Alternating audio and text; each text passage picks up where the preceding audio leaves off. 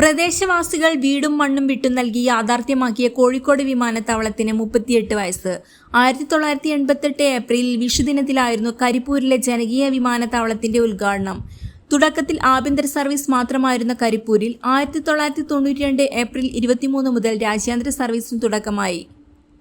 2006 ഫെബ്രുവരി 2 രാജ്യാന്തര പദവിയും ലഭിച്ചു. തുടർന്ന് കൂടുതൽ വിമാന കമ്പനികൾ എത്തിയതോടെ പ്രവാസികളുടെ പ്രിയപ്പെട്ട വിമാനത്താവളമായി കരിപ്പൂർ മാറി.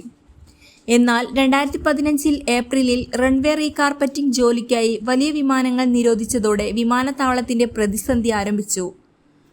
2018 അവസാനത്തിൽ നിബന്ധനകളോടെയാണ് വലിയ വിമാനങ്ങൾക്ക് സർവീസ് അനുമതി നൽകിയത്.